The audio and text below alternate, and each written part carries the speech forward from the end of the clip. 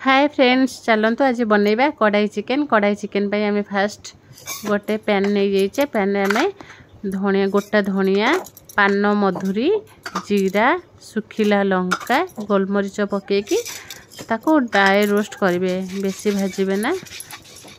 तो ये आम देखो आम ड्राई रोस्ट हो काढ़ीदबा एमती ड्राई रोस्ट कर भाजबे। ए गोटे पैन टिके तेल पकईदबा भाजी काटिक रखि दुईटा कैप्सिकम 3-4टा पियाज पकईकरी ताको भलसे भाजीदबा। एबे आम आउ गोटे पैन रे तेल पकईदबा 2 स्पून गोटा मसला सुखिला लंका तेजपत्र डालचीन गुजराती पकईकि ताको टे भाजीदबा। एबे आम 3-4टा पियाज रखिले काटिकी ताको भाजीबा से तेल सहित। एबे गोल्डन ब्राउन हो सारा पर आम अदा रसुण पेस्ट देके भलसे कषिदेवे जमी पानी सब मरीज।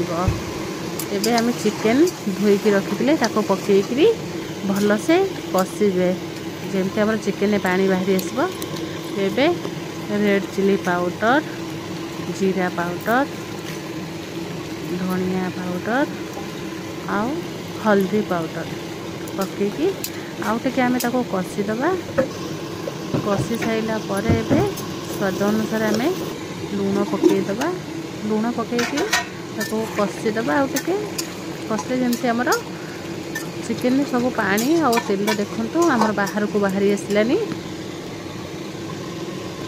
एबे आम 3टा टमाटो को प्यूरी करी रखिथिले ताको आम देइकरी कषिबा। आलू भी भाजिकी रखिथिले ता सहित पकईदेवे। चाहिए आलू पकई पारिबे नहले खाली चिकेन भी करि पारिबे। खाली चिकेन कले बहुत भल लागिबो। आलू जदि आपणकर पसंद ताहले पकई पारिबे। एमती कषिबे एमती देखंतु हमर पूरा केते बढ़िया से चिकेन रेडी हेछि। आमे बाटी रखिथिबा काजूर पेस्ट एबे देइदबा देइकरी आउ टिके कषिबा।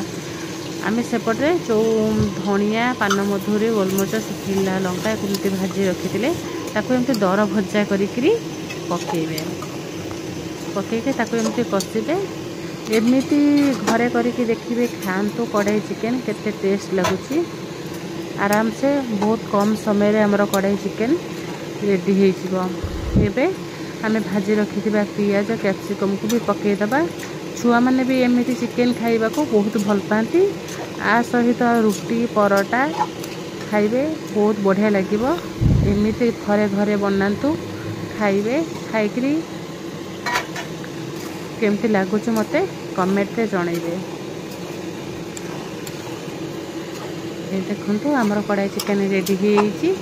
एबे हमें धनिया पत्र पकईकि ताको हमर कढ़ाई चिकेन एबे हमर रेडी हेछि। देखंतु हमर कढ़ाई चिकेन एबे रेडी। घरे आपण माने करके खाइबे मते जणाइबे कमेंट रे केमती लागुची।